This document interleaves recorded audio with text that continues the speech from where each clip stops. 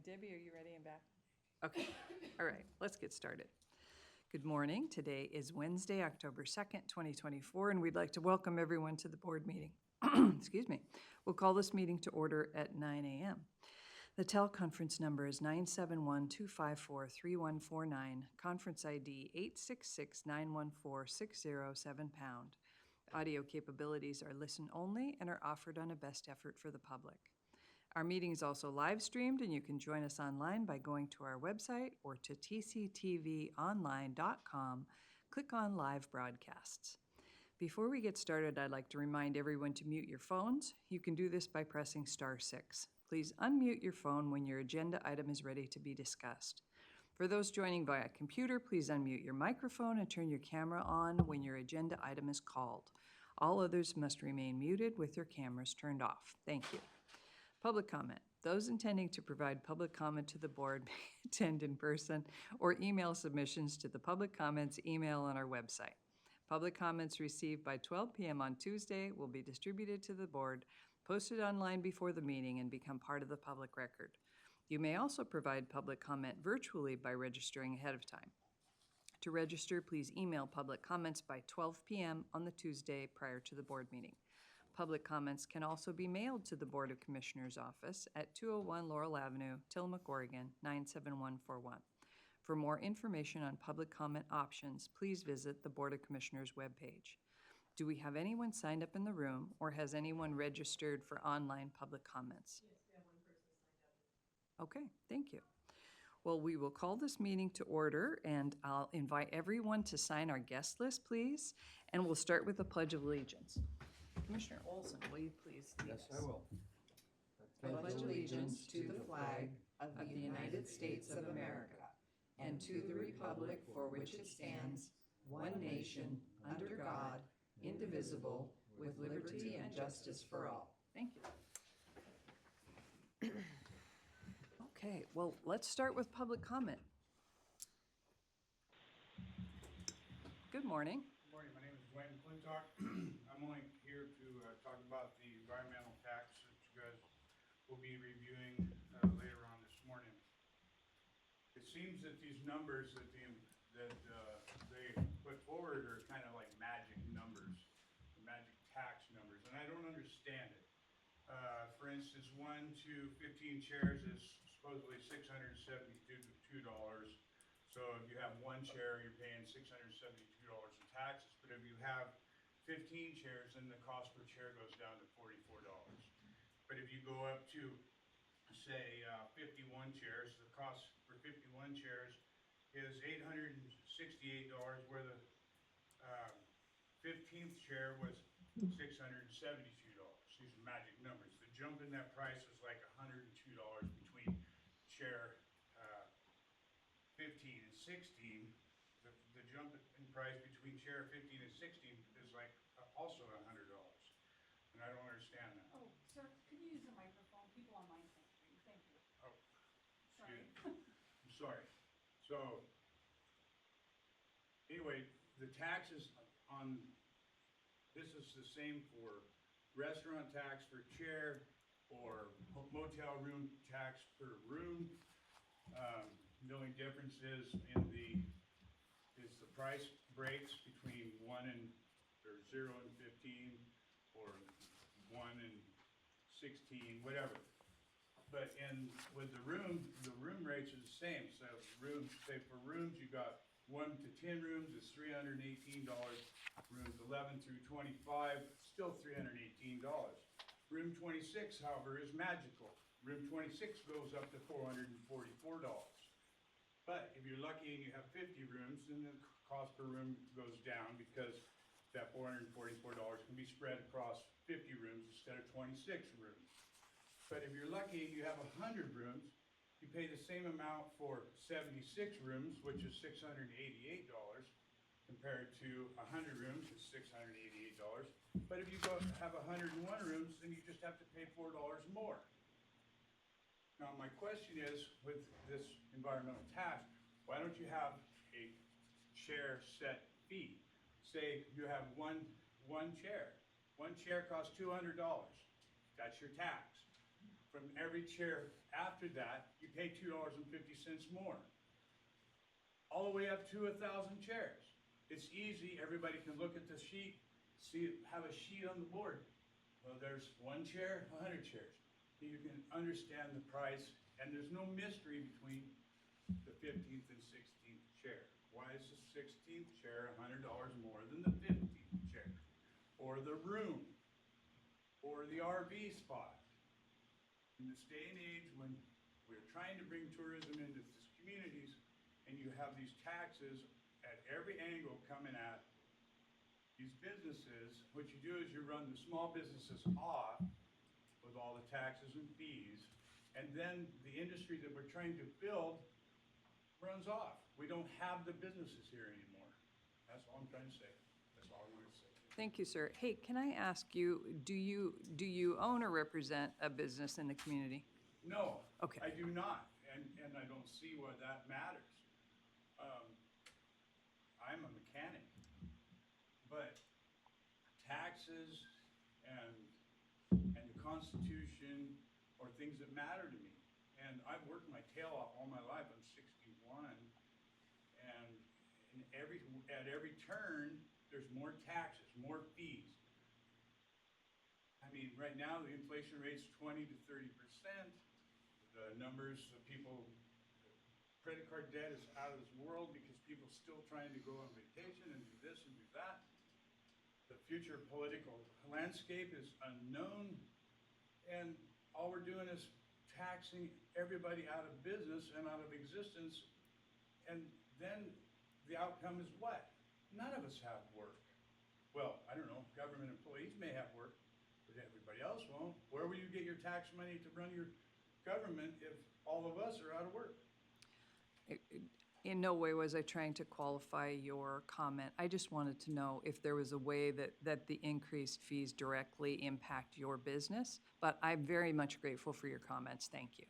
It impacts everyone, because because the companies that have the taxes on them, they don't pay the tax. The customers that come in pay those taxes. Thank you very much for your comments. Okay. We'll move on to the consent calendar. Do you want to read the item Oh, I for the can, consent calendar? sure. Just do it in my motion since it's consent. So, Madam Chair, in consideration of a new full on-premise sales liquor license application for Do Restaurant and a new limited on-premise sales liquor license application for the Mook at Alderbrook, I move approval. Second. We have a motion and a second, and for folks who are watching, the consent calendar is, this has already been moved through the approval process, and the commissioners just need to consent to move it through to the OLCC. So we have a motion and a second. All in favor signify by saying aye. Aye. Aye. Motion passes. Thank you. Okay, item 6 is consideration of the adoption of a strategic plan for Tillamook County 2024 to 2028. And with us, we have Mike Gleason, Senior Fellow from the Center for Public Service at Portland State University. Good morning, Mike. Good morning. Thank you, Commission. I appreciate very much being here, and I think we got Terry on. Do we have Terry online? I don't, unless he's the phone number. I think he's supposed to be online. Yeah, Mr. Bell. Mm-hmm. I sent him the incorrect link and I just sent him. Oh, okay, Okay. okay. Well, since Terry really is the architect of all of this, I was hoping that Terry would start it out and give you a little detail on the work that's been accomplished, which is, I'm quite impressed by the work you've done. And you've set yourself up for very impressive next year, I think. And Terry would come on board and save me from having to sit there. I don't want to go through the details because I think that's what he's supposed to do. Debbie, can you bring up the presentation?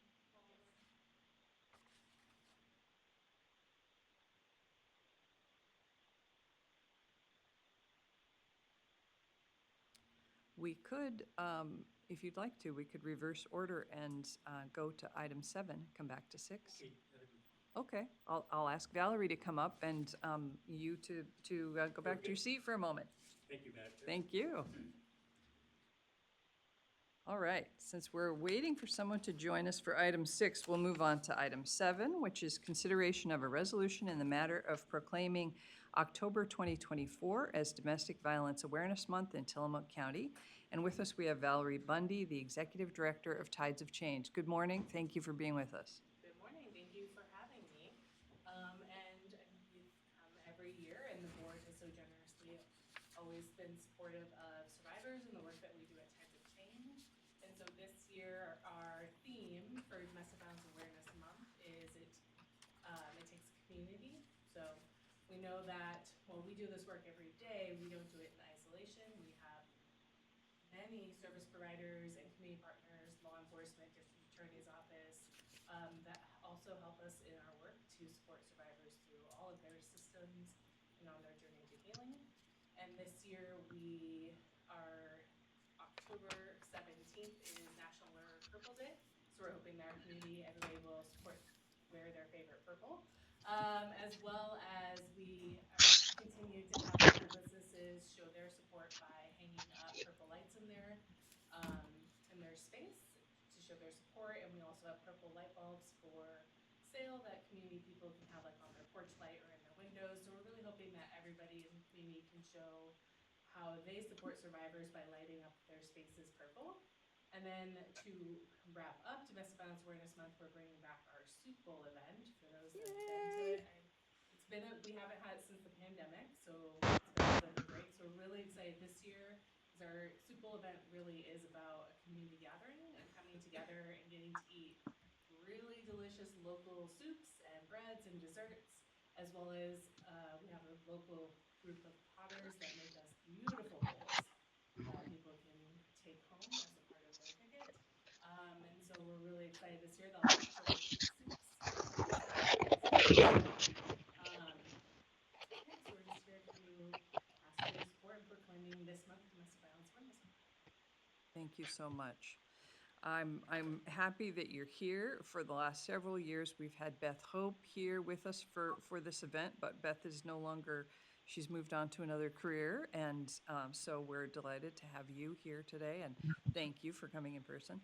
And I'd just like to say that I am honored to be on your board, and I'm so very grateful for the excellent work that you do and the whole organization does. And I think this is a great opportunity to lift up domestic violence, to heighten our awareness about how much it goes on in our community, how lives are impacted. And yesterday on our community updates call, I asked the sheriff if he could pull together numbers for the numbers of domestic violence calls and sexual assault calls that the sheriff's office responds to, and he said that he would, and he also said that, I don't know if he's online, if he could say this himself, but he also said that his deputies this month, some of them are wearing purple ribbons or purple shirts in support of Domestic Violence Awareness Month, as well as pink in support of Breast Cancer Awareness Month. So I really appreciate that. Commissioner? I appreciate you being here, Valerie. This is such an important conversation for our community to have.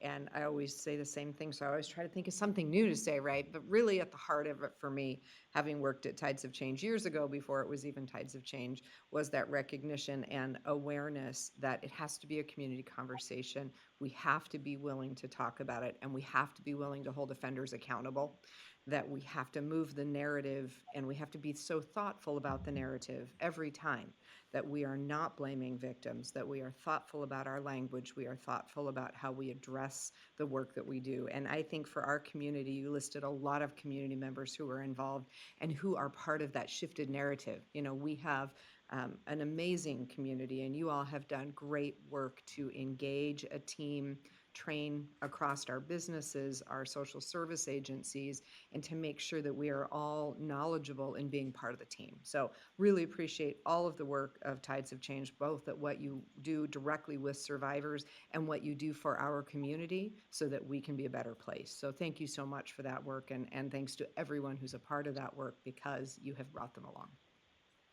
Thank you. Commissioner? Oh, thank you. I too appreciate what you do, and I guess what you represent is a part of our society that some of us look the other way.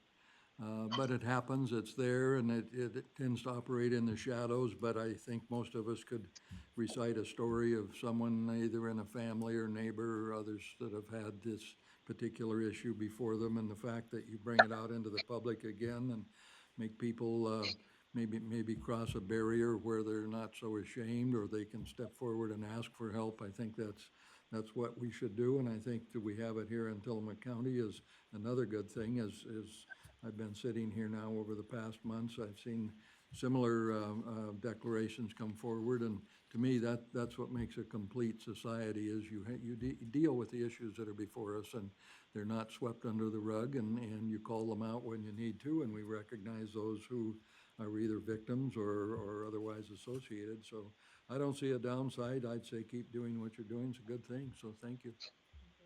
Thank you, Commissioner. Would you like to read the proclamation? I certainly can, Okay. if I put my glasses on. In the matter of proclaiming October 2024 as Domestic Violence Awareness Month in Tillamook County, Oregon. This matter came before the Tillamook County Board of Commissioners on October 2nd, 2024 at the request of Tides of Change. The board, being fully apprised of the representations of the above-named entity, finds as follows. Domestic violence, also known as intimate partner violence, is a serious public health crisis with life-altering consequences for survivors, children, families, and communities. Although the prevalence of domestic violence is often underestimated, the CDC reports that almost 1 in 4 women and 1 in 7 men have experienced physical violence by an intimate partner in their lifetime. The 2024 Domestic Violence Awareness Month theme, It Takes a Community, celebrates the resilience and courage of survivors, their children, and their extended families who together are the victims. In addition, It Takes a Community celebrates the resilience of those who support and serve survivors throughout Tillamook County.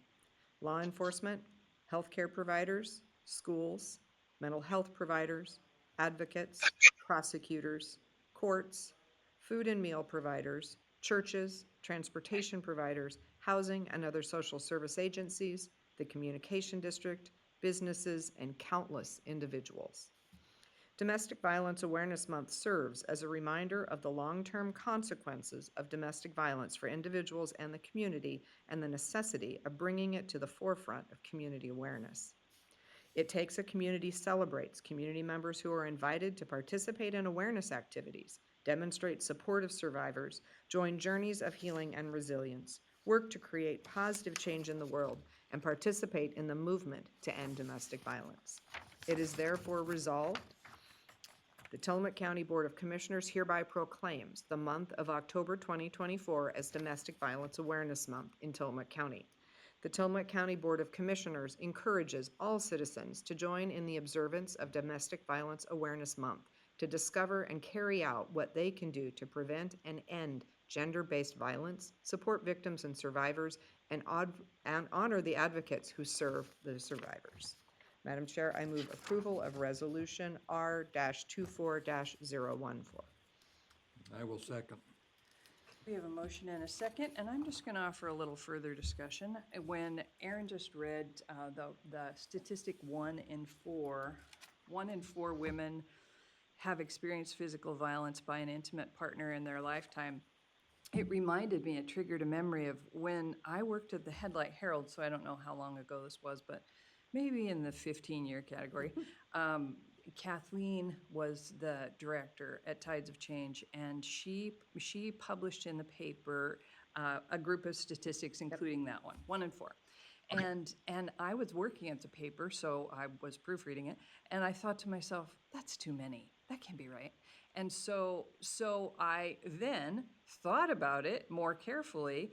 I reflected on it for a while, and I realized not only is that right, it's right in my own family. It's right. I was stalked as a young woman, and my sister and my mother both had their own experiences with domestic violence that were terrible. And so we're 3 for 3 in my own family.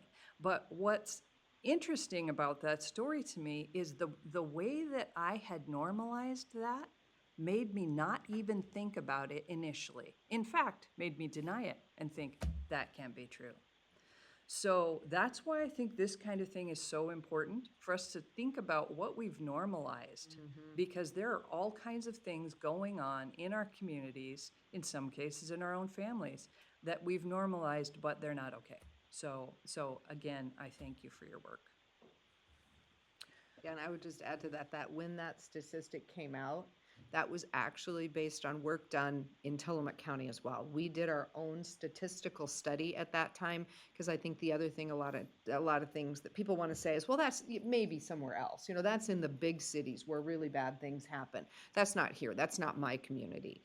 And we actually had funding in the 15 years ago-ish category, and we did that work. We did surveys in our own community and found out real experiences of people who live here, and it holds true. We're not special, different, and somehow able to, you know, avoid this. It is here, and in some ways, in rural areas, it's far worse than it is in metro areas because of the isolation that's possible in rural areas. And I won't go deeply into that. There's lots I could say, but I won't. But it is here, and we're not somehow avoiding it. So this conversation is exceptionally important every year. And you know, we didn't ask you, Valerie, to tell how do people get in touch with Tides of Change if they are experiencing intimate partner violence or know someone who is, and looking for a safe way to reach out. Can you talk just briefly about that? I think we'd be remiss if we didn't. Yeah, and there are several ways we want to have as many access points as possible for survivors. So, you know, we're in our office at 1902 2nd Street in Tillamook, Monday through Friday, 9 to 5, so survivors can come walk in. We also have 24/7 phone line that's answered, 503-842-9486. And then on our website, tidesofchangenw.org, we have a chat feature that people are able to, during our working hours, go onto the chat. So that's completely anonymous. We have no idea who you are. So that often is a safe way if people are maybe don't want us to quite yet know who they are, want to ask some questions. And also on the website, there's a text number that goes with our chat feature, so people can text from their phones. That comes through on our platform as anonymous, so we don't even see your phone number. So there's a lot of different ways. There's not a wrong way to access our services. People sometimes call for questions on how to support family or friends. We also welcome those phone calls. We can provide information that people can share with their loved ones. And there's never, you know, we are fortunate that we have so many community partners that also make referrals to us too. So if someone feels safer in maybe connecting with their mental health provider or with their doctor, you know, in a medical appointment and share, often the referrals are also made that way, and we have warm handoffs that way. So there's no wrong way to access our service. Thank you. Appreciate that. Thank you. Okay. Further Well, discussion? Thank you. I would just add, I may have mentioned this at a prior meeting, but my wife and I were in the lodging business for 20-plus years, and we dealt frequently, more than that I ever dreamed, I'll put it that way, with what I believe then was known as the Women's Crisis Center. And we would accept people on short notice, sometimes a matter of minutes, sometimes a couple of hours, and someone would be coming in, and if we had a room, the room was provided, and that was the end of it from our part. In other words, it was pretty anonymous, but it opened my eyes that this problem is not, as we have said, in the large cities or somewhere else. It's right here. And so I became very aware of that, and that's why I certainly support what you're doing. Thank you. Thank you. And thank you and your wife for your service to all of those survivors. You're welcome. Okay, we have a motion and a second. All in favor signify by saying aye. Aye. Aye. Aye. Motion passes. Thank you so much. I Thank appreciate you. your support. Thank you. you.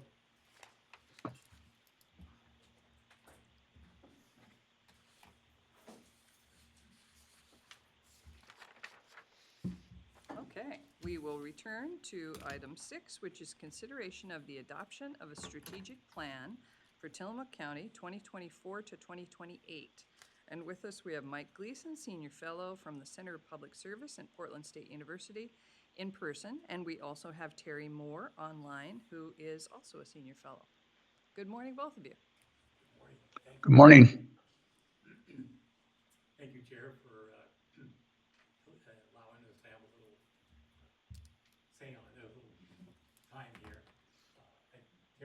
start the presentation, then I'll follow up. Okay, is the volume okay here? It is, it's good, thank you. Great, okay. A couple of things. I was thinking of making this presentation, and as I wrote down my notes, I was saying, well, we're finally to the end of the strategic planning process. And I realized that was exactly the message that I didn't want to give. We are at the point where we have a strategic plan this time. But as my comments will make clear, you are in a process that will go for a while. And Rachel asked that Mike and I spend about 15 minutes, and we'll try to keep it to that. I'm partially for the record and partially just to illustrate how this might be done. I'm going to try to describe the plan in 10 minutes and 10 or 12 minutes, and then Mike will make some final comments. So I'm going to work off of the summary that is in your strategic plan. And here's how I would try to make the case to the public about what the county's been doing. We're going to talk about, first, what are we doing and why are we doing it? And the challenge for both individuals and for organizations, and the county as an organization, is where to put your attention. There are more good places to put your attention than there are time and resources to be able to do that. That gets to a question of priorities. Of all the good things we could do, which ones are most important? And when you get to that, you start with the big question, and then you have to kind of narrow it down. And the big question, there's several ways to explain it, but some people understand strategy versus tactics. If they don't get that term, then some people can understand it in terms of chess.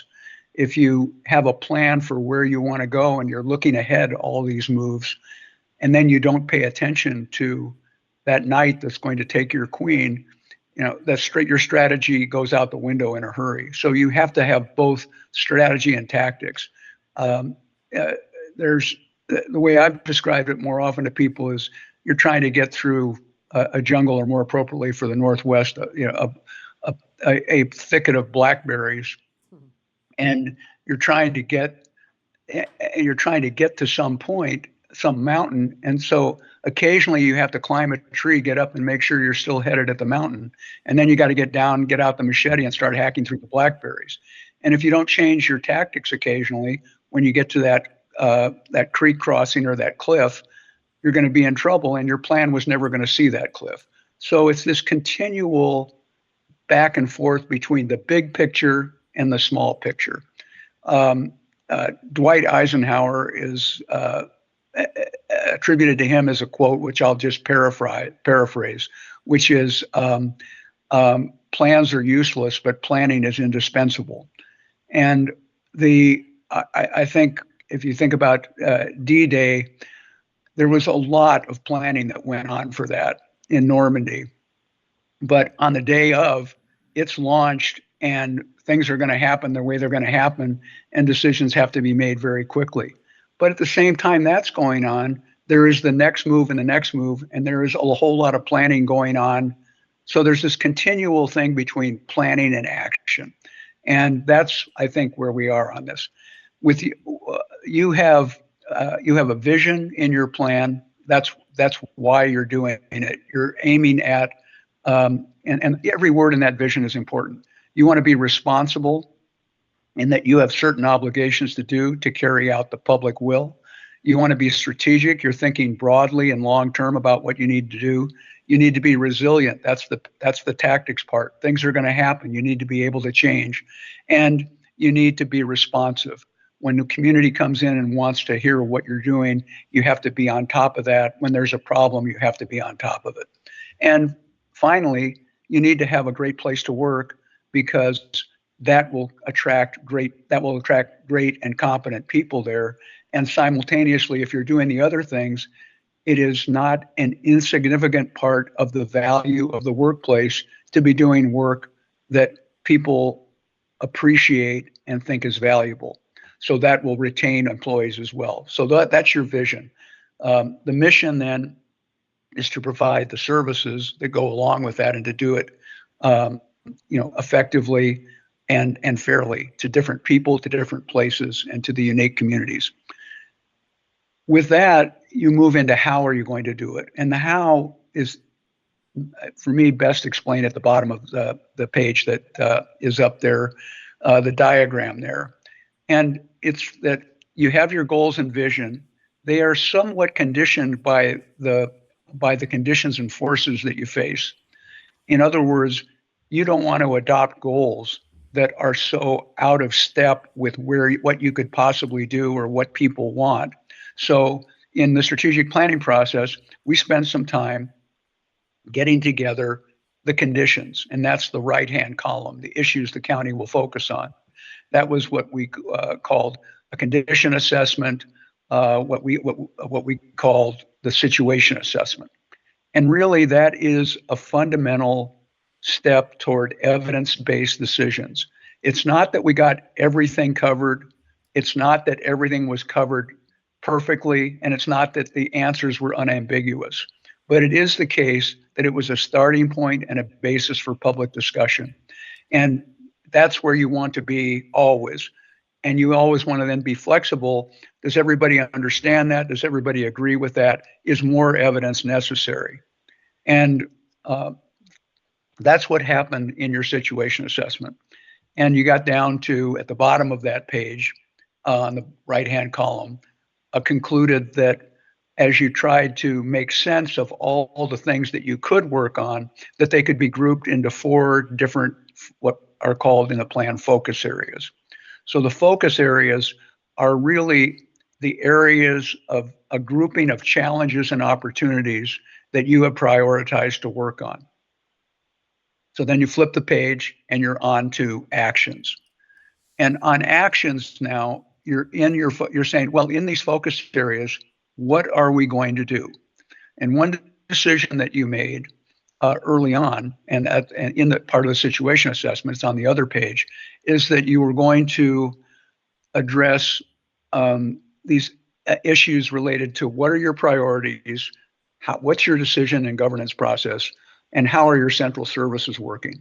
Those are 3 things that need to be at least maybe not perfectly tuned, but moderately effective, not without big gaps in them.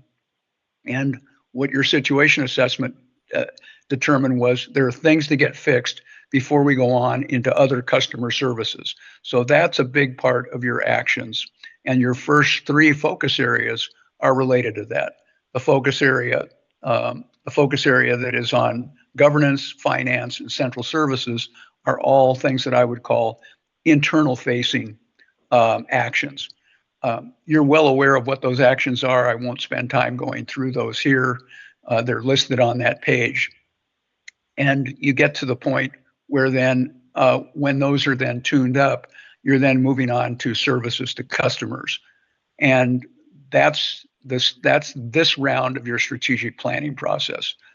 What I want to say about that, and relates to the previous idea, is that this process never ends. It's like a relationship. You're trying to improve a relationship. The process, if you care about that person, never ends. Changes come up, things aren't seen, things change to make it all work. This, at the county level, what you're doing with your strategic plan, not only does your strategic plan cycle, but there could be a cycle within that where, as you learn how to do the strategic plan at the county level, it becomes a useful tool for some of your larger departments, some of whom are already doing that, health, library, fairgrounds, I think for sure.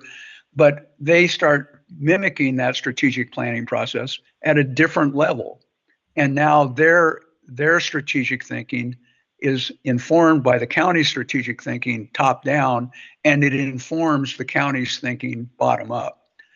I'm a planner by profession, and one would suspect that I would have a strong belief in planning. And I guess to some extent I do, but I did write an article once that said, what's wrong with our planning? Because I'm a strong incrementalist. What's wrong with our planning is that we think we can do comprehensive planning. And when Eisenhower talks about that any plan is useless, what he's really saying is a plan that takes 3 years to do and then comes fully formed on my desk to tell me what I should be doing in battle tomorrow is useless to me. And I agree with that in the public sector also. Spending a year or two working on a plan with little public involvement, a lot of thinking, a lot of back and forth internally, and then dropping it uh, fully formed. And what happens is those of us that work on it then get completely captured by it and don't want to hear about what's wrong with it because we're so tired of working on it. And we can't respond quickly to the public. Moreover, the public needs a few times to go through it to get the hang of it. What are we trying to do? And then you get feedback. And this is the last point that I want to make, and then I'll turn it over to Mike, that this notion of incrementalism, of a cycle of planning, of listening and feedback, and of being a feedback organization, you're not blaming, you are saying this could be done better and to meet our purposes.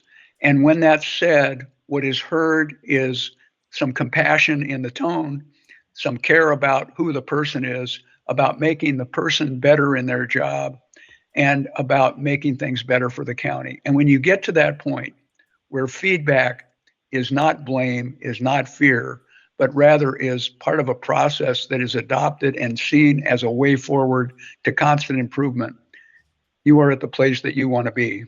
Then you are functioning as a very effective organization. And I think you have completed a very important first step of that. And you've got Mike with you to help you in the next steps. And with that, I will turn it over to Mike. Thank you. Thank you, Terry. Terry is a nationally recognized planner, and his skill sets have informed me a lot as I've worked through the business over, I guess we've been affiliated for 35 years. His point about continuous improvement is most critical, using his metaphor of going through the blackberries and having to climb up occasionally a tree and then to take some notes and come back down and start back through the blackberries. That is what you've done your first climb, and you've done it well, I might add. And we're hoping that the organization then will have a methodology and awareness that each year they're going to climb up that tree, take another look, write down some notes, do some public discussion, make some choices, and then down into the blackberries, which includes things like budgets and policies, you start to hack away at what needs to be done. That seems intuitively obvious, but when you're dealing with an organization of 500 plus employees and a county with so many different people and so many different views, it is not a task that is to be taken lightly. And as the organization proceeds along those paths, it will get better at it, as will its internal management functions. That is, if one of the things that you've said, which you have in your strategic plan, is that we must redesign our organizational response to change in management and organizational design in order to get on with the BlackBerry work, that is a critical step that you've put into your plan, and which we'll start to discuss as later this afternoon. And it should be known by everybody that that was done with a very conscious sense of purpose.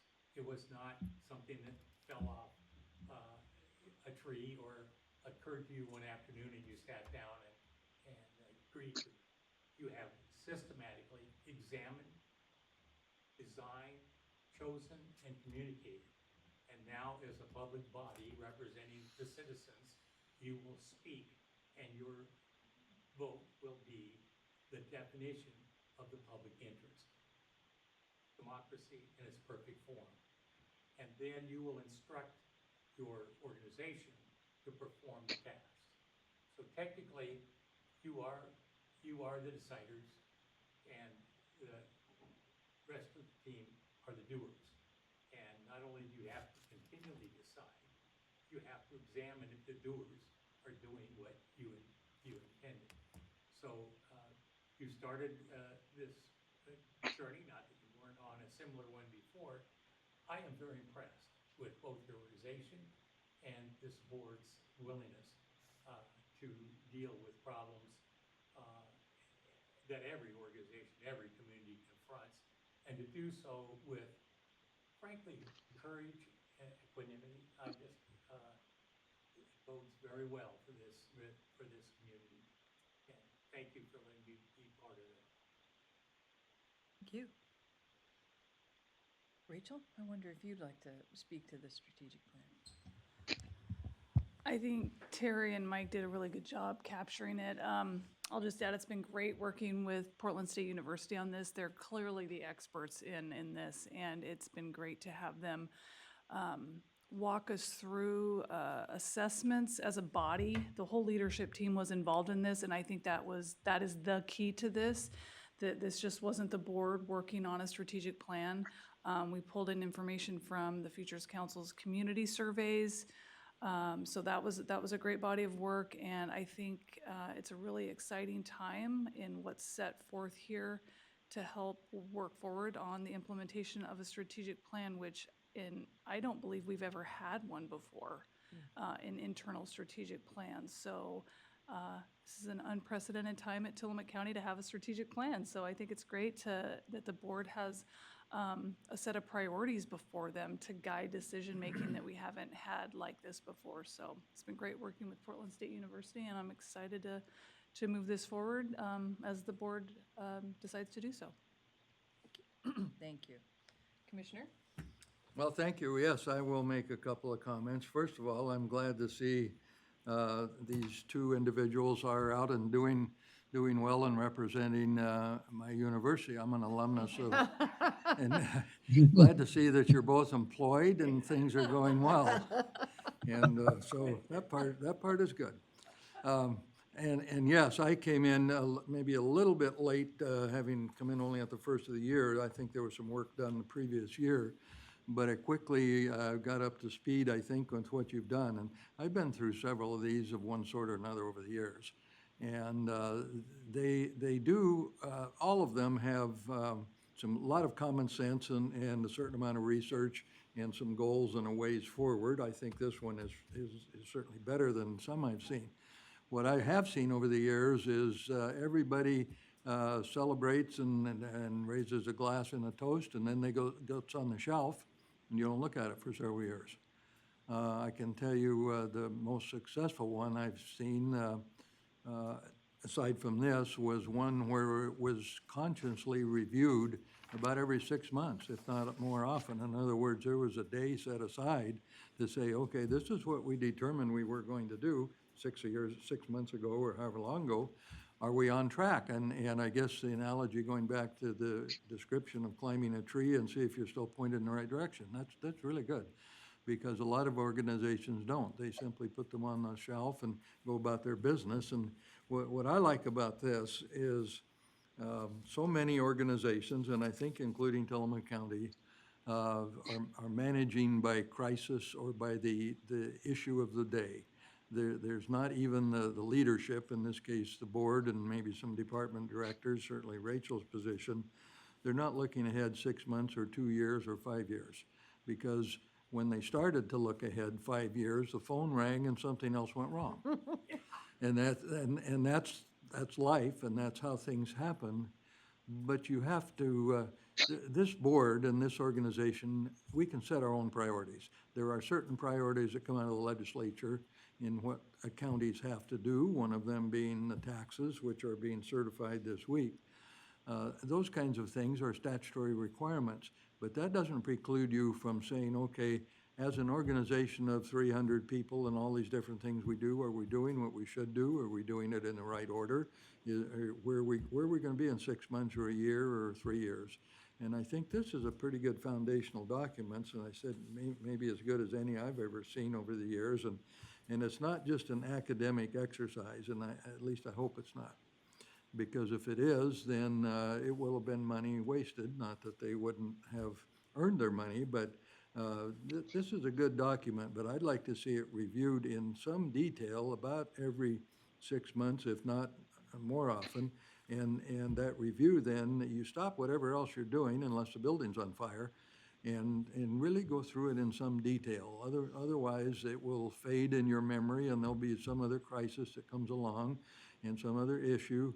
And this will do like so many do, which is maybe human nature. It'll get shoved on a shelf, and you'll refer to it every now and then, but you won't really open it up and read it. And so that's my biggest hope and advice for the future as the next board goes forward over the next 2, 3, 5 years. We've got lots of issues, and there'll be issues that we don't even know about.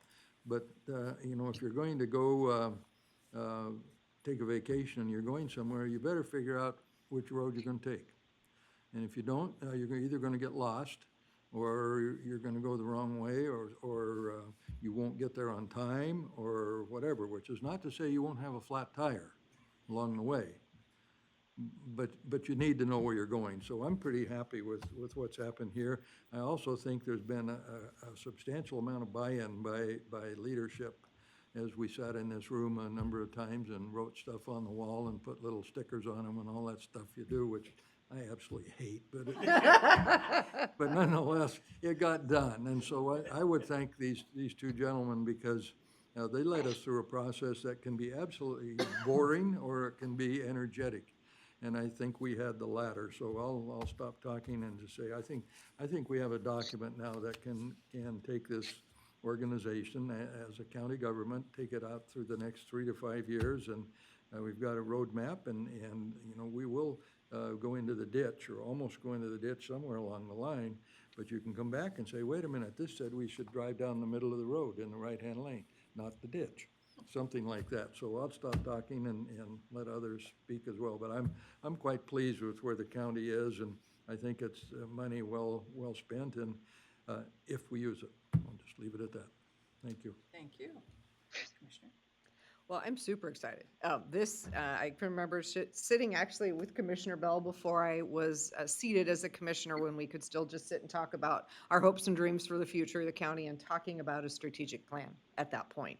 And just saying, we could both see from the work that we had done in our lives in prior organizations that this was something the county needed, that we did tend to move from fire to fire, and we weren't setting an intentional course. So for me, this is, as I look at the end of my first term, this is really exciting to say this is a piece of work that we envisioned before I was even seated, that now we have in front of us to work the plan. Because of course you need to make the plan, and then you need to work the plan, to Doug's point and to Terry's point as well. So I'm excited that we have the plan in front of us so that we know where we're going, that we're being intentional. Because as a commissioner coming on, it was very sort of bizarre in a way that what was left in front of me to determine how I spent my time was really up to me. That, they said, well, these were the things that Bill was doing, when he was sitting in your chair, but really you kind of get to choose what's important to you and work on it. And that felt very arbitrary to me. And so the idea of a plan where we are really being thoughtful and intentional and cohesive in how we choose where we apply our efforts as commissioners, just to me, it's been a missing piece. So I'm super excited about that part of it. I'm also excited about the evidence-based piece of it. Again, moving from, well, Erin, what's important to you, because you get to work on that, to, hey, here's a body of work about what's happening in our community, what's happening in our agency, and an agreement around what that data says we need to be doing, so that it is, again, just feels less arbitrary and much more intentional. So I'm really pleased with that. And having sat with our leadership team to do that work. So for me, I came on during COVID, which meant that nobody wanted to talk to me, nobody wanted to see me. Please stay out of my office. You might be positive, right? So it led to a challenge really in, I think, the leadership team, not only talking to me, but talking to each other for a window of time. And as we came out of COVID and reinstituted our leadership team meetings in person, and we're working toward how do we build that cohesiveness again. And I think this work, because by the very nature of doing this work, you're asking people what's important to them. You're asking them to reach inside to their thoughts and their hearts and share that piece about their connection to the work, their connection to the community, and their desires for the future. And that really brings people together in a very different way than sitting in a meeting and saying, here's what I'm working on in my department this month. You know, that's important work too, but it doesn't create team, it doesn't create cohesion the way this work does. So I feel like we have come out of this with such a stronger leadership team than we had going in. We have really, it's helped us, I think, recover from some of the impacts of COVID in an important way. And the work that we've chosen is crucial work. I mean, as we went through this, working with the commissioners, the leadership team, and ultimately the survey that went out to all employees to say, are we on the right track? Have we chosen the right things? And the resounding answer was, yes, you're on the right track. That as a body of governance, we have work to do internally so that we can be the best leaders possible and so that we can provide the best services to our community. We really, you know, our departments are doing the best they can with what they have. They're all pedaling very, very, very fast. And the question was, is there a way to exchange the bicycle they're sitting on, right? So that they can give them another 10 gears, give them the opportunity to do even more, even better for our community. But the answer was, that bicycle right now, we as the commissioners have to choose the bicycle, right? And we are working with our staff and deciding which model we should have and how many gears and all those things. But ultimately, it's up to us to lead that work and to do that work. And I feel like what we have here is the roadmap for that, right? For choosing the right bicycle and for making it easier and more efficient for our staff to do their job. So I'm excited that that is the first year of work for us, is to dig into how we do what we do as a government on the inside, because that ultimately impacts how that work goes out to our community. So I'm excited about where we are. Doug, I believe 100% that it will not sit on a shelf and be unused. We have Commissioner-elect Fournier in the back, and I know he's been part of these conversations and really at this point is on board with us as well, which is a key piece when you're going to switch governance with someone. You know, how's that going to go? But I have felt like he's been very on board. So I think we're in a really good place to adopt the plan today. And then, Terry, very excited that you will be with us as we move forward in implementation. Mike, sorry.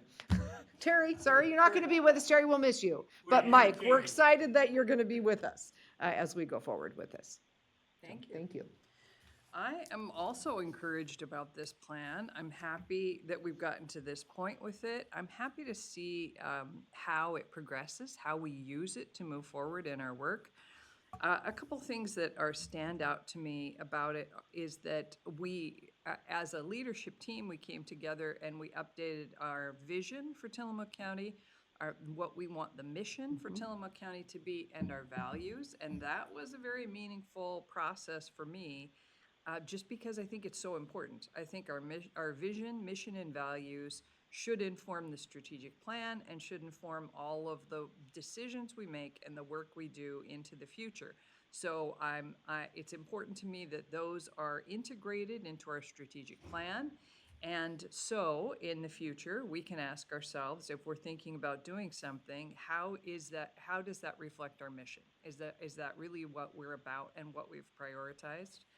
I appreciated about the process that it began with an assessment. So Mike and Terry did an assessment of county departments and services and how we work, what works well, what doesn't work as well. In addition to what do staff think about the work that they do and that we all do. And so that was very helpful. I thought it was very helpful because it clearly illustrated some gaps. Like, for example, we have a gap in overall communication, and our communication is a little hit and miss. And additionally, it identified some issues with central services, with the services that we all need and use. And so I appreciate that in developing the plan, our leaders were intimately involved, like Rachel said earlier. This isn't something that the three of us just cooked up and now we're imposing upon people. Our leaders were very much involved in helping prioritize our goals and the action areas. And so it's all of our plan collectively, and we all had a chance when we were doing the stickers on the whiteboard that Doug disliked, the sticker part, we all had a chance to interact. We had multiple opportunities to say, these are our priorities. These are the things that we think are extremely important, and on down to less important, et cetera. And so we worked together on that to come up with actionable items, and I'm excited about that because other folks have said, sometimes strategic plans are developed and it's sort of like, check the box, and then they sit in a folder on somebody's bookcase and they're never referred to again. And that would be pointless from my perspective. I really was looking for an actionable plan, for a plan that leads us into strategic action. And this is an actionable plan. And in fact, we've already got pieces of it moving, which are important and necessary. And so this is something interesting about it that I didn't quite expect, that people make, it's kind of a stereotype, people make jokes about moving at the speed of government, like how slowly government moves. But in fact, this has caused us to speed up our process, which is great from my perspective. It's great because we identified issues that we wanted to work on. We came to consensus. We've come up with a plan. We have actionable items to move forward with, and we're moving forward. So I think this is very dynamic for us, and I agree that the work that we've done in the past has been solid work, but without a roadmap, largely.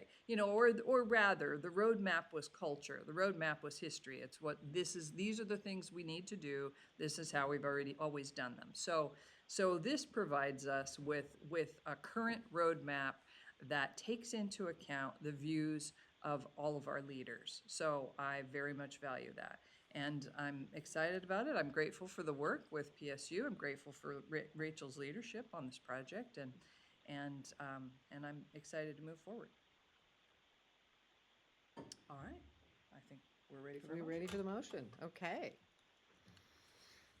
Madam Chair, in consideration of the adoption of a strategic plan for Tillamook County 2024 to 2028, I move approval. Second. We have a motion and a second. Any further discussion? Hearing none, I'll call for the vote. All in favor signify by saying aye. Aye. Aye. Aye. Motion passes. Thank you. Thank you, Mike. Thank you, Yay. Terry. Well, I just want to say to everybody there, since I can't be there, thank you very much. It's gratifying to hear that things are working well for you. And I think there were a lot of difficulties along the way, things that had to be resolved. And it does feel to me the same way, as that you've got this part done, and you've already making good progress on the rest of it. So I thank you for your good efforts, and hope that you can continue with that. To Commissioner Olson's point, the idea of constant review, you'll find in our document, there's some discussion about that. Mike will help you more with some of the implementation issues, but Mike and I believe pretty strongly that and we've given you kind of a roadmap to it, that when you get this planning process on an annual cycle with kind of possibly quarterly check-ins, not detailed check-ins, but just as an agenda item, how are we doing? And we have a schedule for what we're supposed to do this year. Are we on schedule or not? I think that will help you a lot. And it'll then start to mesh with the budget process in a way that most jurisdictions are not able to do. So I think that and a council work plan for that incorporates the strategic plan. Those are two simple things where there's a saying in planning of what you measure is what you'll get. And it doesn't necessarily require measurement, it requires milestones. And so when you're checking in and evaluating things, you start to, then everybody starts to see that that's what you're paying attention to. And as you pay attention to that, then it becomes important to make those milestones. And once you start doing that, all the pieces will start clicking together. So I encourage you to keep on going. I don't think it will sit on the shelf there, and it's up to you to not let it do that. And I applaud you on what you've done so far, and thank you very much for allowing PSU to be part of that. Thank you. All right. Well, we can move on to item 8, which is consideration of an 11th amendment to Oregon Health Authority 2023 to 2025 Intergovernmental Agreement Number 180028 for the financing of public health services. And I'm wondering if we have. Standing in for Marlene. Yes, good morning. Good morning. We're Marlene. in our conference room this time. Oh, Oh, Mina there we and go. Marlene. Terrific. Good morning. Good morning. So yes, this is the 11th amendment to our agreement with the Oregon Health Authority for the 2023-2025 biennium. It's an intergovernmental agreement about the financing for public health. As you and some of those listening may recall, the Oregon Health Authority allocates funds to the county for the implementation of public health services. The legislature appropriates those funds every 2 years. This modification pertains to fiscal year 2025 for the public health services. The amendment only includes one increase at this point, but it is an increase, so that's positive news. The item is on the Exhibit C under Attachment A and B, which provides specifically that there's an increase of $13,271 in the public health program area of immunization services.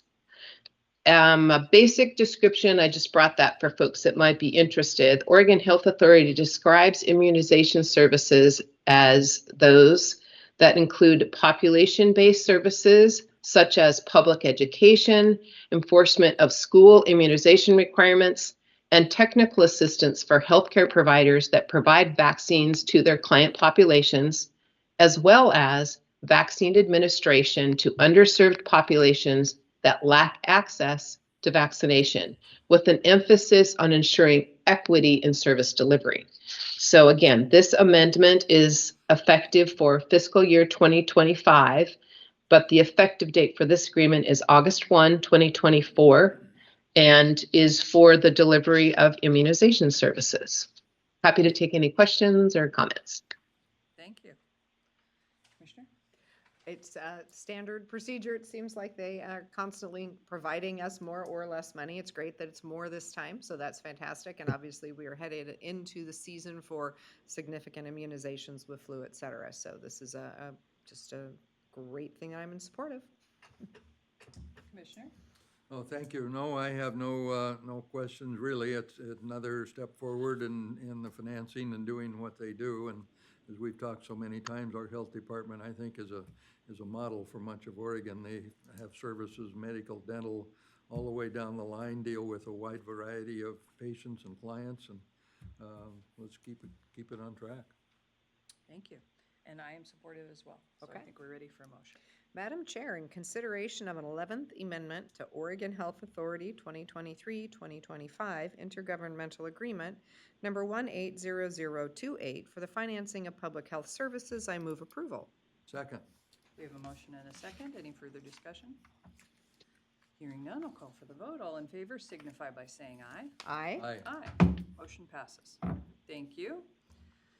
We'll Thank move you. on. I just wanted to put, sorry for interrupting. I wanted to put in a quick plug for folks that may have seen on Facebook or on our webpage that we are holding some vaccination or immunization clinics over the next month or two. So if you're curious about dates and times, check that out.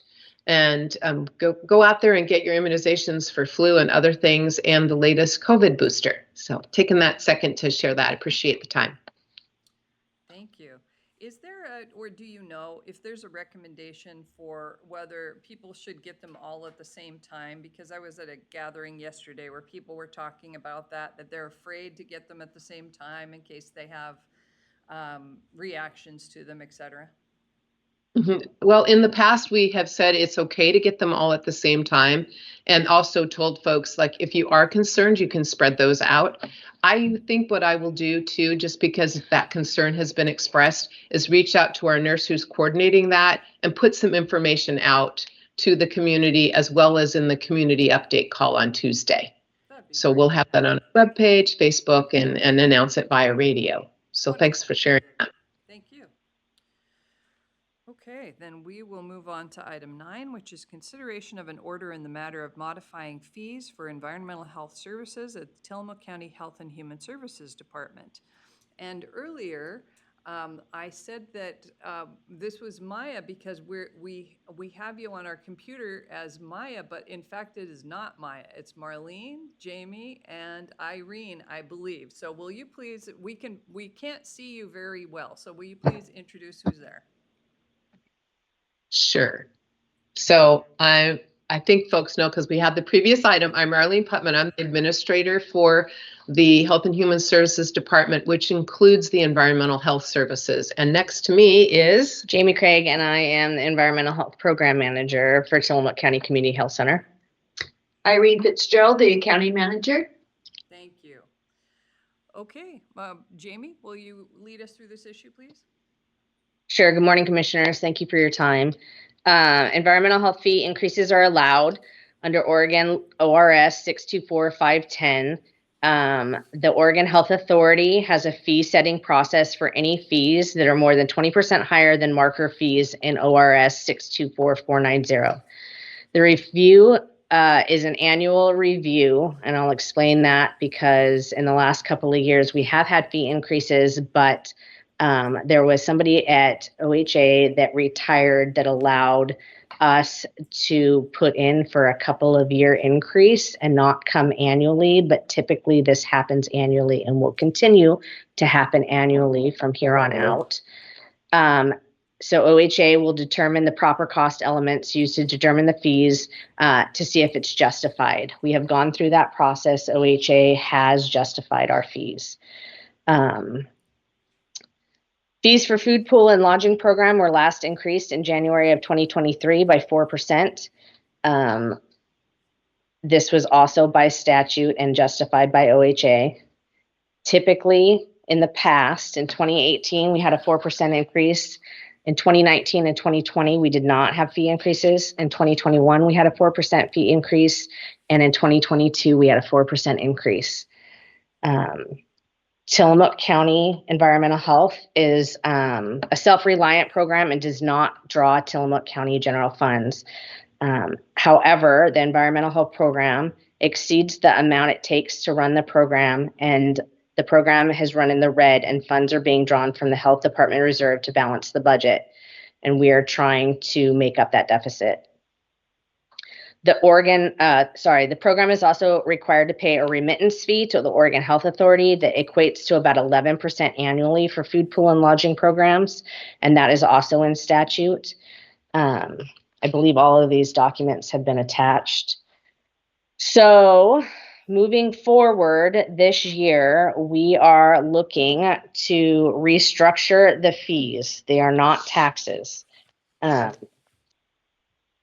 fee increments for restaurants are set in statute from 0 to 15, 16 to 50. So the categories in which you see in front of you under Exhibit A are set in statute for us to go forth with. However, the travelers accommodations, which have been in the past, we had historically, and I'm not sure of the historical context there, had them broken out differently. then we can break them out. And so I broke them out to start. They were combined with RV parks and hotels, were under the same fee structure for up to like 0 to 25 spots. Rooms were like 0 to 25, but I've broken those out for a couple of different reasons. One is to mirror the counties closest to us, which would be Clatsop and Lincoln, in which we looked at fees and fee costs between them. And number two is short-term rentals have kind of taken over in the county, and historically, traditionally, motels have been licensed in those situations, so we're losing revenue to that. And not that I'm trying to make it up by gouging or charging more for those, but this is kind of a reset year where I wanted to restructure fees to mirror other counties. And so we went with motels and RV parks, 1 to 10 spaces on up. So that probably answers some of the questions that were asked previously. Tillamook County Environmental Health is required per our intergovernmental agreement with OHA to have this program. It is a program under public health with the community health center, but we are a separate branch under environmental health. And then if people have questions, they can look at the Public Health Authority Division 12 Food Pool and Rules standards that are applicable to all programs in which we license and follow the rules for OARs and ORSs for this program. Is there any questions? Thank you. Commissioners, questions, comments? So I don't have any questions. We had the opportunity, thank you, Jamie, for being at our board briefing last week so that we could sort of dig into places where we did have questions and gain understanding before you came before us again on this topic. I think I want to lift up very clearly that this is a mandated program from the state of Oregon.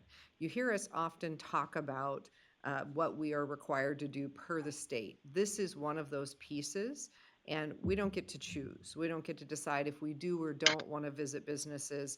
We don't and license them. We don't get to determine if we do or don't want to visit and inspect. That is a requirement of the state of Oregon. And in fact, the state of Oregon comes and monitors us. Am I correct, Jamie, that they actually look at our files and determine if, in fact, we have met those requirements? Correct. It's a triennial review. It happens once every 3 years. Thank you.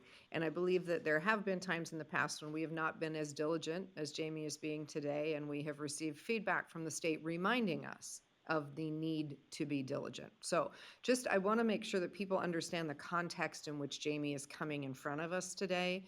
It is because this is a mandated service. And as she already lifted up, I'll lift up again. It is an unfunded mandated service from the perspective that we do not receive state funding to do this work. In fact, you heard Jamie say that we must remit part of what we get back to the state. So we pay for the privilege to do their work. So this is one of those very challenging pieces in the body of work for the county. You've also heard us talk about in recent months that as terms of the county, we are trying to make sure that we have enough resources to go forth and do the work we're mandated to do. So the fees that are charged through this work pay for the work that's done. They're reviewed by OHA for approval. They're reviewed by us as commissioners. If we had any way that we could say to our businesses, you may operate free of charge, we would all prefer that. But that is not, unfortunately, how the system is built or how we have to work in it. So I appreciate that Jamie has spent some time this year doing some restructure. I appreciate that she looked at our adjoining counties to see how do we compare. Are we in line with, out of line with those who are really where businesses will choose to locate? If they're thinking, I want to be a coastal business, and they're trying to decide where, they're going to look at Clatsop County, Tillamook County, and Lincoln County on the North Coast to make a decision. So it is important that we have some amount of parity across the 3-county region here in terms of the industries that we're talking about. So I appreciate the restructure work. I appreciate just the challenge to the work that she does do. And I do appreciate that from our businesses, this feels heavy. We are all in an environment right now where costs feel heavy. And I wish there was a different way, but at this point, this is a fee-based service, and we have to keep pace to the best of our ability with our costs to meet the mandated services we've been handed by the state. So, thank you. Thank you. Well, as Commissioner Scar said, Jamie and the team met with us last week in a board briefing, and I was grateful for your time. I appreciate your time. And then Jamie met with me subsequently by phone, which I'm also grateful for your time for that, because I'm struggling with this issue because I am, and have stated before, I'm pro-business. I'm the chair of the Economic Development Council. I'm the liaison to the Small Business Development Center. I'm the liaison to the tourism activities, and I'm concerned about the impact to businesses by raising these fees. And I don't disagree with what's been said about this is a unfunded mandate to provide these services, and I don't disagree with having fees. So to be clear, what Jamie described, that we have raised the fees by 4% annually, but not all of them. Some of them hadn't been raised since 2021. So I agree with that completely, because the cost of doing business goes up incrementally. It goes up every year, and if we don't raise our fees regularly, we'll end up behind, and it's problematic. So if this were just the raising it by 4%, I would be fully supportive. But there are some big jumps in here that just make me uncomfortable. And when I asked, we had Mr. McClintock in the room with us to give comment. And when I asked him if he represented or owned a business that would be impacted, the reason I asked him that was because that's the piece that I'm lacking. I'm lacking, how do these big jumps impact our businesses? And I feel like I need that information, and I thought he might be able to tell us, but he wasn't able to. So I remain concerned about the bigger jumps and the impacts to local businesses, and I wish we had more information about that. And so I called Jamie this morning to talk to her about it again, out of respect, but at this point, I don't support the fee increases because I don't support the bigger jumps. Commissioner. Thank you. Well, I have a couple of concerns myself, although I'm not sure that's reason enough to not go forward. But I will say a conversation we had, I guess it was a week ago or whenever you were here before, about not being self-sustaining or self-sufficient within the health department budget. Now, the health department, for the big picture, of course, you spend only the money you have, but this particular component or division of the health department, as you explained, does not break even. It actually requires a subsidy at the end of the day from other sources within the health department. So that's one concern I have, and I don't know, and maybe you could answer this question now. I think you have the right people in the room. How much, what is the deficit? In other words, how much would it take? It seemed to me I recall somewhere around $50,000 in the red. Is that a good number? Did you have a chance to refine that, or where are we in terms of breaking even with this activity as you're proposing? Yeah, it's been 50,000. I think it's closer to 60,000 now. If we actually had all our positions filled, it'd be closer to 60,000. Which is, relatively modest in the big scheme of things, but $60,000 could buy a lot of Band-Aids or something like that. And so maybe that's not the right example either, but it seems to me if we have a mandated program by the state of Oregon, and not much we can do about that this afternoon, maybe long term, but and that's another question I would have, is what would it take to bring this into balance so you didn't put a burden on other programs that are offered through the health department? Could you come up with $60,000 then with some other adjustments that would make this work? Our adjustment that we made this year is with the fee increases. And it's based on allocation of our FTE for the program and the expenses associated with that. So what if this commission said, go adjust your fees further and try and equalize them or whatever, and there's some questions there. What if we said to you, go find a way to at least make it break even, so it's not a burden on other programs throughout the health department, which are funded by other sources? Then the restructure year would have to go up even farther in fees. And so that's why I wanted to restructure this year. It's not going up 400% like some other counties and some other areas. There have been big jumps in other counties. I'm trying not to do that because I do have empathy for the small businesses. I work with them every day as well. Even 4% moving forward, which I am proposing to do, keeps that fee jump low, but that will not make up a deficit moving forward with increasing costs. What if you went to 5% on average? Our salaries go up 5% every year for the last couple of years. So yeah, it would definitely help. But I think we're being a special revenue fund and having fees for our services. That's what we've been trying to cover the deficit in some of our other departments. Well, okay, I'll leave it at that for now. So this gentleman who came in this morning, and as Commissioner Bell said, he didn't represent a particular business. He was simply making some statements as a citizen, which I appreciated. And he pointed out something that I've always never really thought a lot about. But when you look at it, if you have a restaurant, and I won't go back, let's say you have a restaurant with 15 seats, it's X dollars, and then you go to 16 seats, it goes up incrementally. So is there a way, I guess I would have you or others that are doing the same thing across Oregon or even the nation, have you looked at a way to smooth out that incremental hit?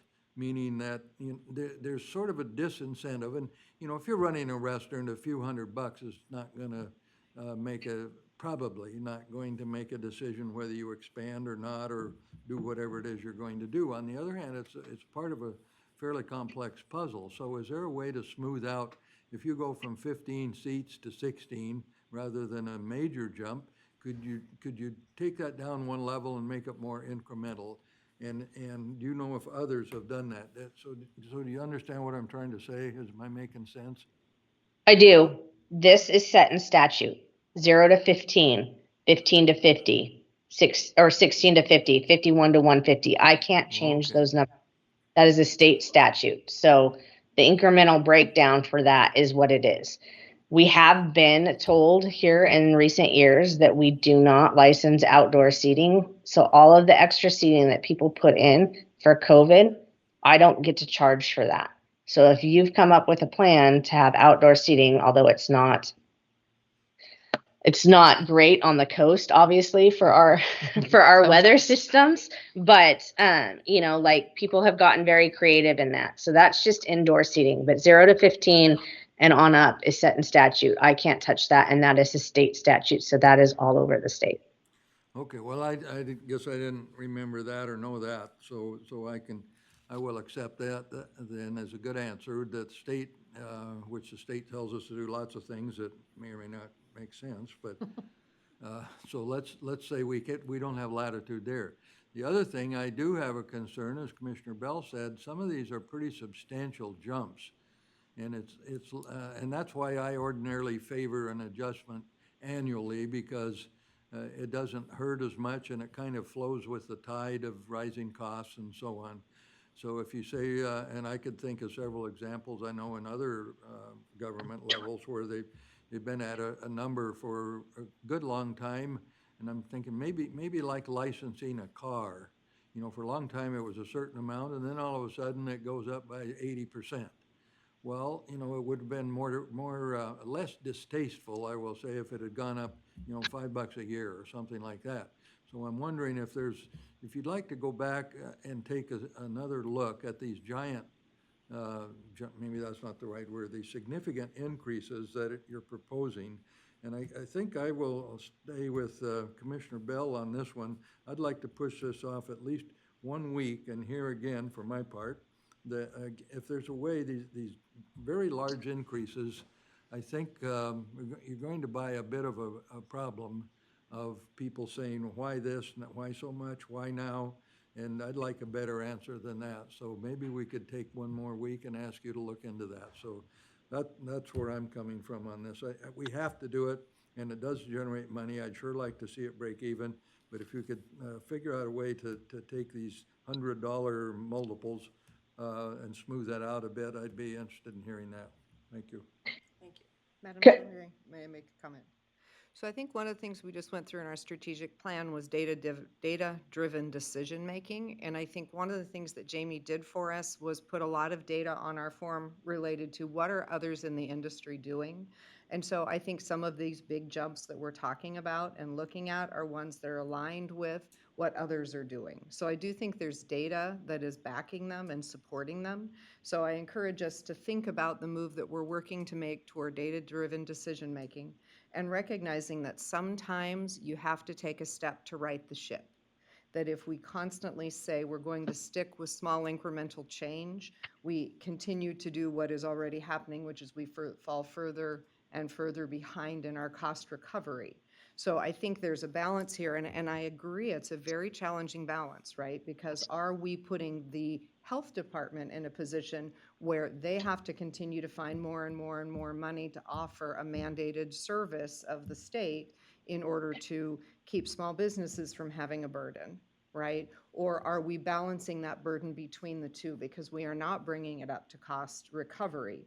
We are trying to continue to make sure that we are in alignment with our neighboring counties, that we continue to move forward in trying to recover as much as we can without pushing folks out of business. So I guess I would encourage us to think about those frames for it at the same time.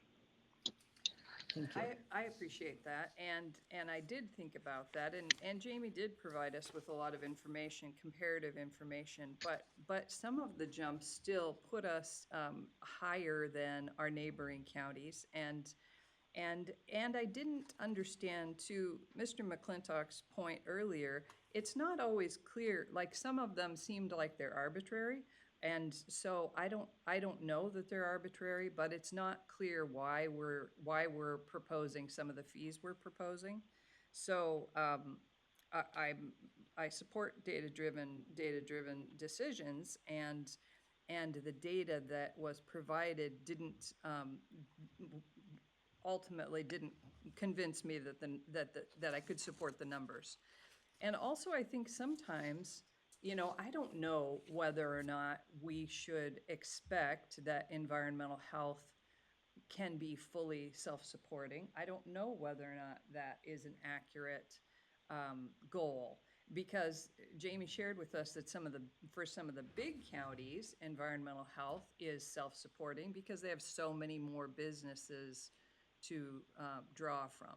And I'm thinking about other examples of where departments, maybe each individual component of a department isn't self-supporting, but ultimately the overall department is successful. I'm thinking about solid waste, for example. So in the solid waste example, the transfer station at Manzanita, the transfer station at Pacific City are not self-supporting, but Tillamook is successful enough that it makes up for the other two, it carries the water for the other two, and it brings the whole department up to being functional and providing good service. And so that's in my mind in this example, that if environmental health cannot be fully self-supporting, it's under the umbrella of the health department, which is. Well, thank you. I do agree with that notion, because as we talked last week, the health department itself is in the black. It's not and I've been, just going back on my service on the budget committee, it's been a good many years, I'm gonna say over a dozen years, before any subsidy was required from the general fund or elsewhere. So that's not an issue in terms of balancing the books, and I understand they're cross subsidies because some things cost more than others and you can't justify it. I still have a little bit, and I'm looking here just kind of quickly on, for example, if you wanted to do a plan review on a full-service restaurant, that's going from $250 to $500. And we're still, we're a little less, according to this, than Clatsop County, but almost double what's in Lincoln County. And so that one seemed to be open to question, and maybe it costs $500 in staff time to look at a restaurant, which is a pretty complex enterprise typically if you've got a, heavy-duty kitchen with exhaust and all of that. So a couple of those jumped out. I guess I'd like to wait for my part. I would like one more, give our health department people one more week to see if they've got another couple of reasons or rationale for those kinds of increases, and then I would certainly support it, recognizing we have to go forward. So if that would be my preference for where we are today, I'll just leave it at that. Madam Chairman, can we do a check with Jamie? I believe, Jamie, when do these have to be approved? I think there was a timeline per the state as well. Well, they've been approved with the state for months, but for us to be able to change things in our inspection system, which I can't do, the state will have to do it. They are wanting to schedule this by the end of October. Okay, thank you. Well, then one more week wouldn't be fatal. Right. So, and I would, I could support it today. I'd just like a little more information. And this gentleman who appeared this morning, I thought he made a couple of good points that things appear to be arbitrary. He's not even in the business, and yet he came in and said, what are you guys doing? A fair question in my judgment. Thank you. If we could do that, that's where I am. I support that also. Can I have a question. I'm definitely a proponent of data-driven decision-making. We use that a lot with our program development. And I do have a note of one specific example that was provided, the full-service restaurant going from $250 to $500. Why are we higher than Lincoln County, although it is consistent with the rest of the state? We can respond to that. Could you please specify which areas you're talking to and what you consider to be a big jump? There's typically a $100 to $200 increase. That would really help us be able to be responsive to you by the end of the week when the agenda has to be submitted. Yeah, thank you. Do you mean right this minute, or shall we email it to you? Oh, if you could, if possible, we'd really appreciate if you have your list to us by either the end of the day or tomorrow morning. So we have to submit the agenda item materials by Friday morning, I think by 10. So that gives us a day to basically be responsive. Absolutely. And if you want more time, we could presumably put it off till the next week, given that Jamie said the state needs it by the end of the month. Do you want a week and a half rather than a couple days to work on it? I'd rather get it moving along. You never know what's going to happen with processes with the state or who may be in or out of the office. And I think I'm out the last part of the last week of October also. And I'm at a conference the last week of October. Okay. So yes, for myself, I would be happy to, I've highlighted them on my page, so I'd be happy to email you the items that I'm concerned about.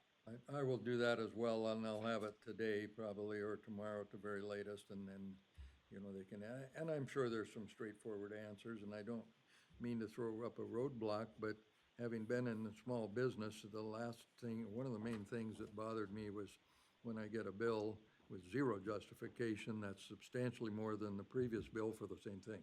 Mm-hmm. Sure, appreciate that. All right, thank you. Anything else? No, so Rachel, we just agree to postpone that vote a week, right? We don't need to do any process related to that. Lack of a motion, therefore it dies. Correct. Okay, thank you. Okay.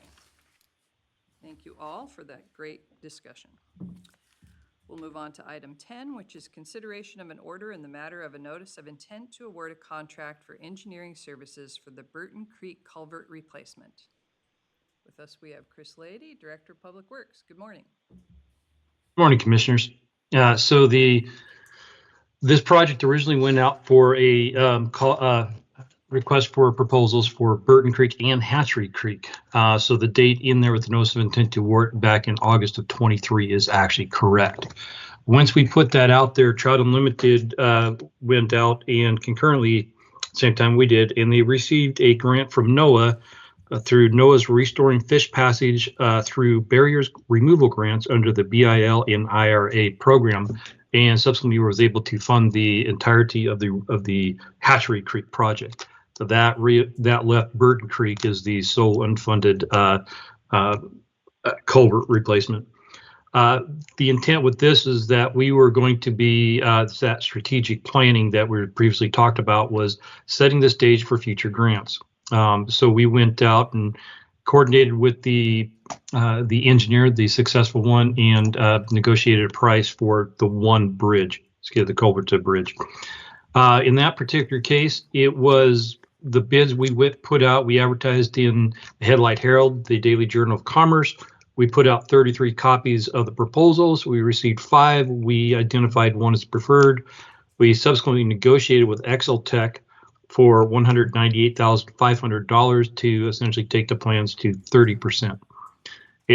Projects like those are generally front-loaded. A lot of the work goes into data collection with survey, hydraulic, modeling, the design, et cetera, to identify your preferred alternative. The top projects like this for full completion are usually around $300,000. We're going to go up to $200,000. That sets the stage for us to go after future grants. This project here is the Trask, the Hatchery and Burton Creek culverts. They're up by the peninsula on Trask River Road. The dam hole is about right smack dab in the middle. Burton Creek is the next one up, major creek that's up there. The pipe itself, the current one in the ground is 84 inches by 60 inches long. So it's a 7-foot diameter. And this is actually the inside of that pipe.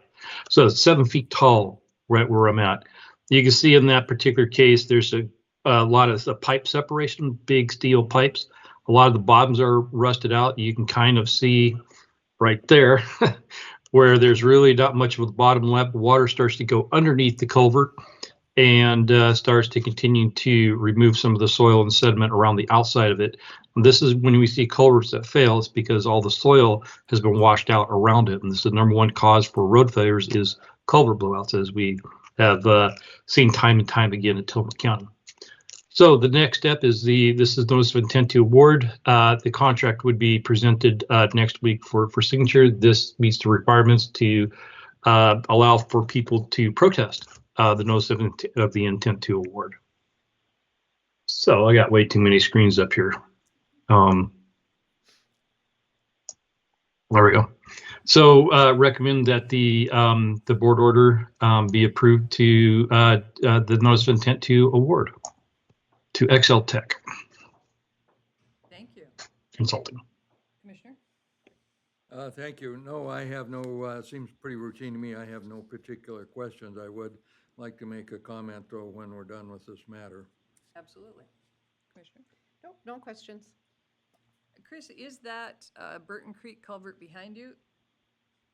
That is Burton Creek culvert behind me. So if I were to stand at the bottom and I'm 5'10", I still have another foot plus to go before I could hit my head at the top of that pipe. So it's a 7-foot tall pipe on the inside. So it's a big pipe. Okay, thank you. That's interesting. Well, I'm certainly supportive. Okay. Madam Chair, before a motion's made, Debbie just brought it to my attention, which is appropriate, that since the last board order did not move forward, it had a number of 24057. The board order that you have in front of you that's numbered 58 should be changed to the last board order that didn't proceed. So it should be, the one you're about to consider is board order number 24-057. Thank you, Debbie. And thanks, Debbie. Okay. Madam Chair, in consideration of order number 24-057 in the matter of a notice of intent to award a contract for engineering services for Burton Creek culvert replacement, I move approval. Second. We have a motion and a second. Any further discussion? Hearing none, I'll call for the vote. All in favor signify by saying aye. Aye. Aye.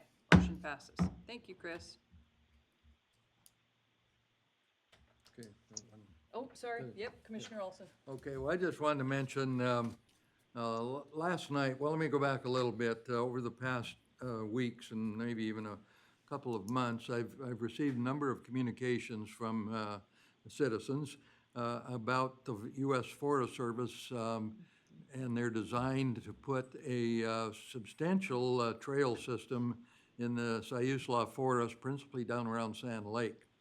And some of the residents wanted to know more, and of course, the county is not a player in that, except to the fact that we have roads that lead to the U.S. Forest Service property, and therefore we have some traffic issues maybe, and those kinds of things. And so the intensity of this conversation grew a bit, and so I did what I usually do in these things. You put everybody in a room, lock the door, and talk about it. And so I thought, well, we'll have a meeting tomorrow, or last night, actually, at the Kaiwanda Community Center in South County. And maybe there'll be 15 or 20 people show up, and we can talk about this. And so I asked Chris to come down, and Sarah came down as well, representing land use matters. And I thought, well, these 15 or 20 people, we can air it. Well, it turned out we had about 150 people show up. I mean, it was absolutely the most people I've ever seen in that facility. It was absolutely packed. Everybody was respectful and took a little longer to pass the microphones around and all, but and we talked about this, and there were lots of legitimate questions. But what I wanted to point out about Chris and Sarah to that, these people, those two in particular, I don't know if they have a life. There seems to me they're everywhere all the time where they need to be. And when we got talking about this, then Chris comes up to the front of the room, takes a microphone, and starts talking about the NEPA process and other matters, and how you measure traffic and the traffic volumes during the middle of the day versus rush hours and all of that. And he does all that off the top of his head. And so I just want to thank him on the record that we got a gem in this guy, and I think Sarah and a few others as well, that they show up, they're where they absolutely need to be, and when the citizens ask a question, they grab the microphone and they answer it. And, I think we need to point that out from time to time. We got some pretty good staff in this organization. Yes, we So do. thank you. Thank you. Thanks for telling that story. Chris, do you have anything to say about that? No, thank you. And concurrent to that, in the room right next to it was the Master Recyclers graduation class. And Doug came over, said a few words for that. So he was double booked last night. So thanks to all the Master Recyclers out there. Shout out. Very nice. I see Sarah Absher popped on. Sarah, would you like to speak for a moment? Good morning, commissioners. No, but I look forward to seeing you at 2 p.m. So, and thank you, Commissioner Olson. That was a great meeting last night. You did a good job. Thank you. Yeah, that's very interesting. Thanks for bringing it up, and I appreciate you offering praise for our outstanding leaders in county government. Well, I had no idea we had that many serious mountain bike people. And some of them, I mean, they came from Salem and I think maybe Eugene and Newport. The word got out that there was going to be a conversation with the Forest Service, and people showed up. That's great. So, Yeah, thanks for convening the meeting. You're welcome. Okay, let's move on to item 11, which is consideration of an agreement with GovSpend for annual procurement subscription services. Isabel Gilda. Good morning, Commissioners. Hi. So before you, we have a 1-year renewal for subscription services with GovSpend. And for those of you not familiar with GovSpend, it's essentially a national database for government procurement that allows public agencies, counties, and cities to conduct their due diligence and search for competitive prices and reputable vendors. Sort of a one-stop shopping. It allows you to get instant quotes from multiple vendors, which helps you do price comparisons. And you can also look at what other counties are doing. If they're purchasing products, you can see what prices they're paying. And when you go out for your quote, you can use that as a bargaining tool also. So the benefit from this agreement, it's a 1-year agreement. I think it's our 3rd or 4th year with GovSpend, is that it gives the county more buying power, and we benefit from lower prices, and it saves a lot of staff time when we're trying to research products. What's the best product to buy? Are these companies reputable? All that information is provided in this database. And the nice thing that I like is you can run reports and look at your historical spending, which is very helpful for budgeting purposes. So in a nutshell, it really helps us fulfill our statutory requirements for government procurement. And before you is a one-year renewal for your approval.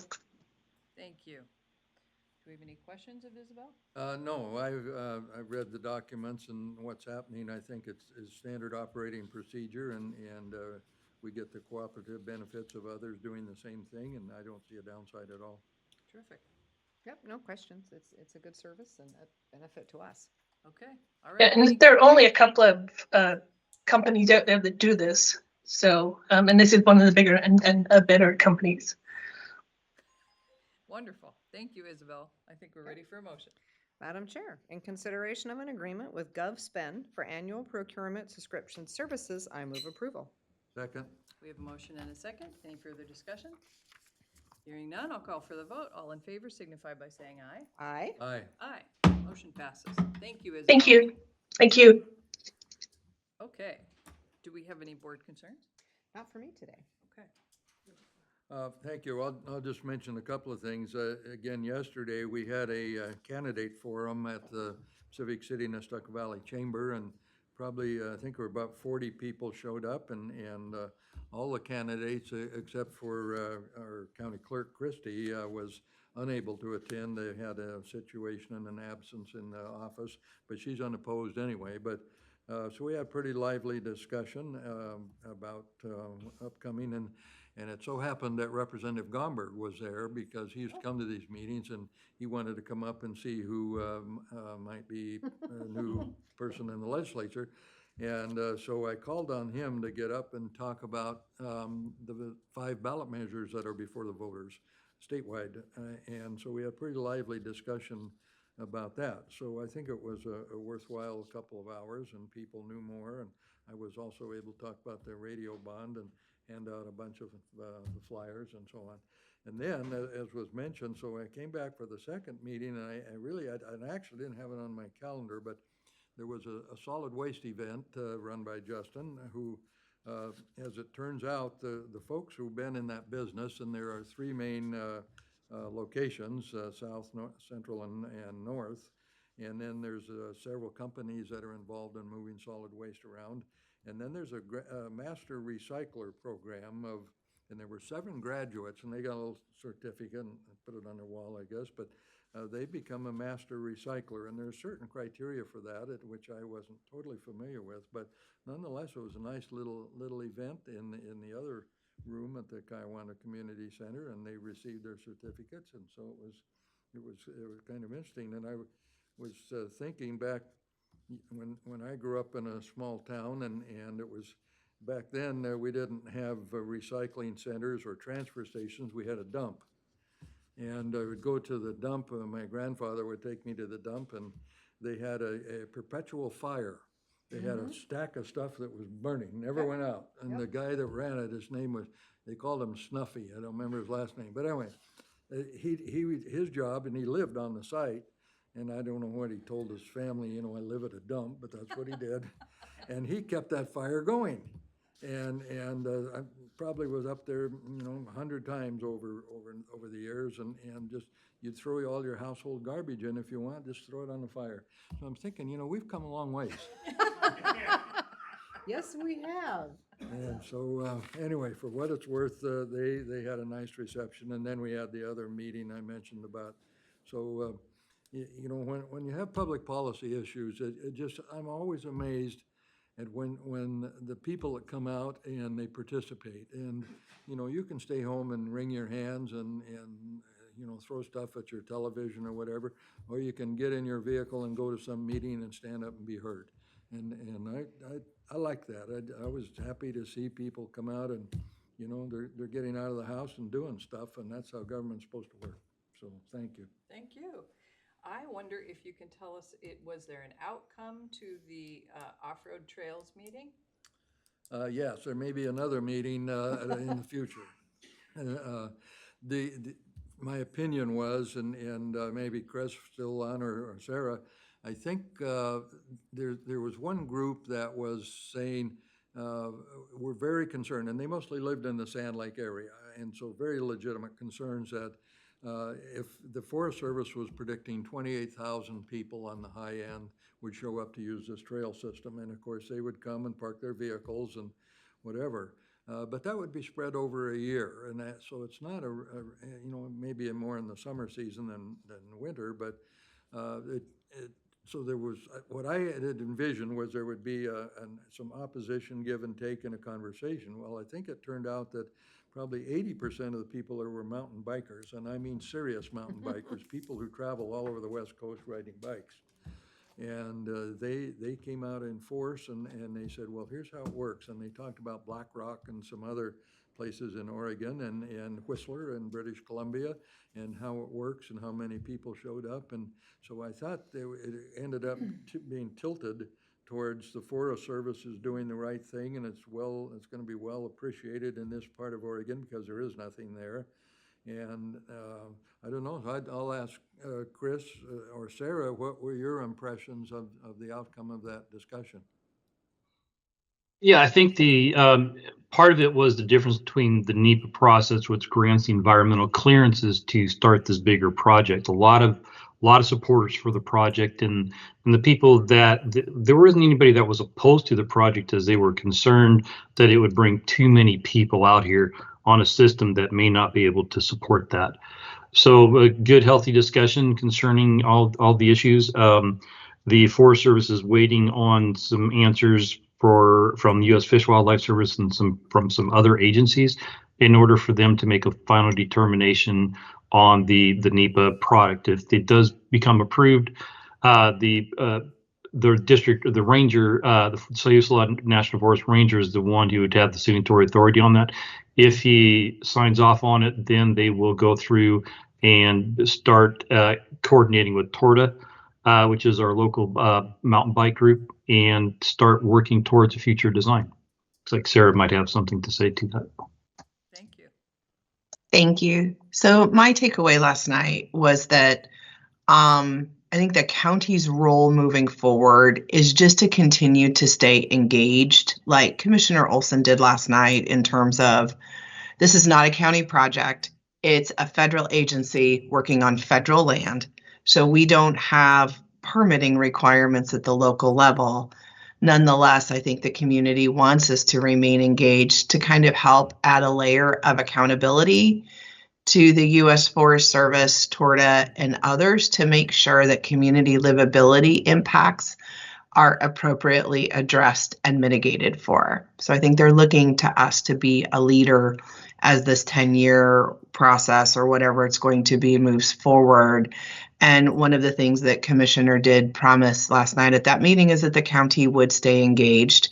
And I would say, that's something that I think Chris and I are both happy to continue to remain in those conversations. And it might take a commissioner maybe sometime next year, in a year or two, to help reconvene a meeting so that we can get back together with everyone and make sure things are going the way that we all hope that they're going. And if not, how we can support this project and these entities to address any concerns that need to be addressed. Just piggyback briefly on that one. So the Forest Service roads tie into the county roads. So it's not just being related to it. From the road department side, we do have direct, control over those intersections. From a land use, possibly a little different, but from the Forest Service roads tying into the county, there's a change of use. They do need to make some improvements to the road approaches going onto the county road. So a little bit of both. Great. So when we were all done, I did say that maybe in the future this group could convene again. And I also said, if as problems go, you're riding up among 200-foot tall trees, and then on your way down, you get to look at the Pacific Ocean. They don't have that problem in Kansas, so I told them. They just, be grateful for what you have and enjoy it and work through it. But, if you're gonna, and people weren't complaining, they were just asking for more information. But I thought it was a pretty good discussion. And, really when you look around America, we've got pretty good here. We do, indeed. All right, well, that seems like a good stopping point.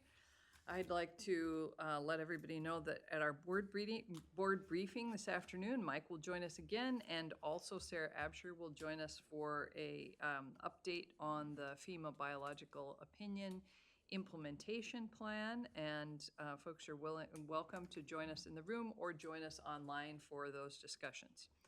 So I'll read our meeting announcements. The commissioners will hold a board briefing today at 2 p.m. to discuss weekly commissioner updates. The meeting will be held in the Board of Commissioners Meeting Room 106 at the Tillamook County Courthouse, 201 Laurel Avenue in Tillamook. The teleconference number is 971-254-3149, conference ID 866-914-607#.